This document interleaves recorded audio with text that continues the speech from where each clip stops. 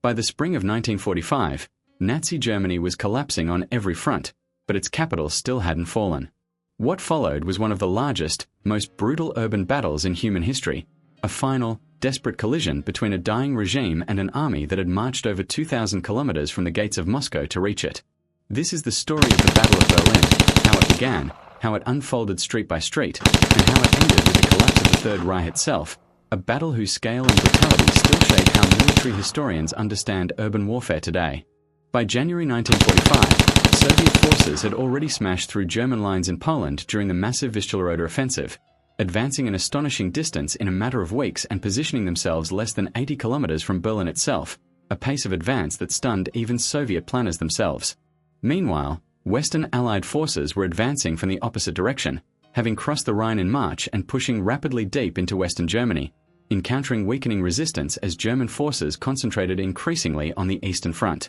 A tacit, largely unspoken race began between the Soviet Union and its Western allies over the following weeks. Both sides understood that whoever captured Berlin first would hold an enormous symbolic and political advantage in shaping the post-war map of Europe, and Stalin, for his part, was determined that this particular prize would belong to the Red Army alone, going so far as to deliberately mislead his own Western allies about Soviet intentions regarding the timing of the final assault. Throughout March and early April of 1945, the Soviet High Command assembled an almost unimaginable concentration of force for the final assault on the German capital. 3 entire fronts, commanded by Marshals Georgy Zhukov, Ivan Konev, and Konstantin Rokossovsky, totaling more than 2.5 million soldiers, over 6,000 tanks and self-propelled guns, and upwards of 40,000 artillery pieces and rocket launchers, one of the single largest concentrations of firepower ever, assembled for one operation in the entire history of warfare.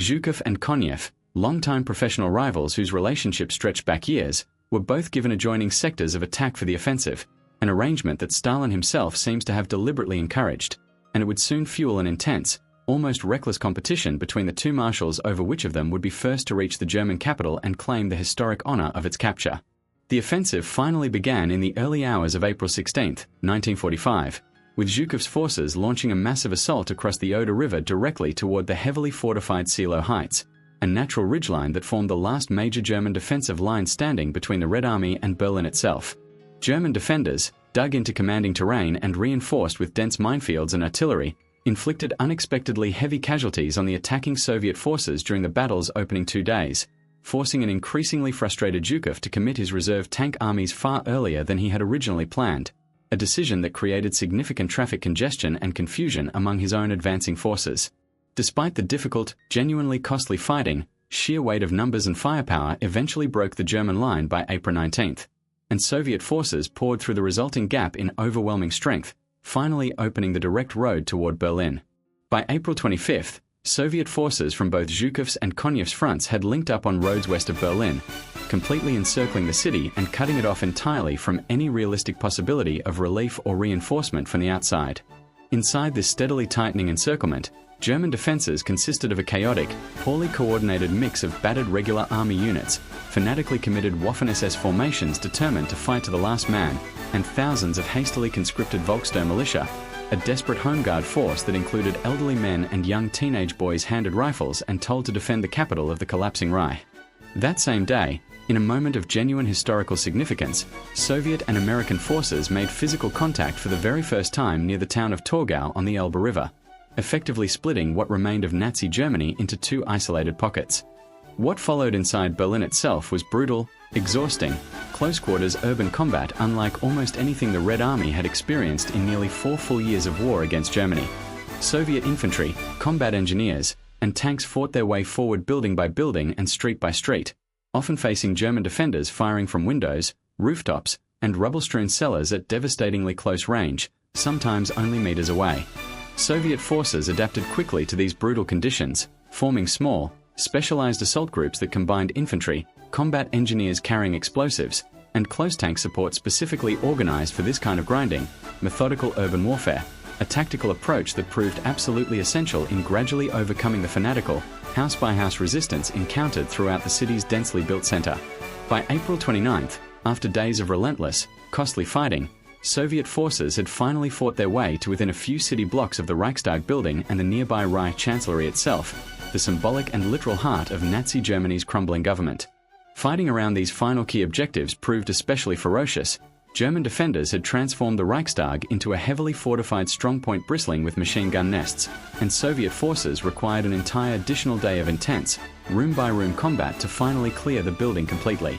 It was during this final desperate push, on April 30th, as Soviet troops closed in ever tighter around his underground bunker beneath the Chancellery Garden, that Adolf Hitler took his own life, removing the one figure whose orders had kept the doomed, increasingly pointless defense of the city continuing against all realistic hope. On the night of April 30th into the early hours of May 1st, Soviet soldiers famously raised the Red Banner of Victory over the smoking ruins of the Reichstag, an image that would go on to become one of the single most iconic photographs to emerge from the entire Second World War, symbolizing the Red Army's ultimate, hard-won triumph after nearly 4 years of catastrophic losses and grinding, brutally hard-fought advance all the way from the outskirts of Moscow itself. Organized German resistance within the city collapsed rapidly in the days that followed, and on May 2nd, the remaining German garrison commander formally surrendered Berlin to Soviet forces, effectively bringing the battle to its conclusion. The Battle of Berlin had come at an extraordinary, sobering human cost. Soviet forces suffered roughly 80,000 dead in barely 2 weeks of fighting, an almost unimaginable casualty rate even by the standards of the Eastern Front, alongside significant German military and civilian losses, and widespread, near-total destruction across large portions of the city itself. Yet its strategic and symbolic significance remained undeniable. The fall of Berlin marked the definitive, unambiguous end of Nazi Germany as a functioning state, and just 6 days later, on May 8, 1945, Germany's unconditional surrender was formally signed, bringing the long, catastrophic war in Europe finally to a close. Zhukov himself would go on to formally accept that surrender on behalf of the Soviet Union in Berlin, a genuinely fitting final chapter for the general whose forces had led the final, decisive assault on the enemy's capital.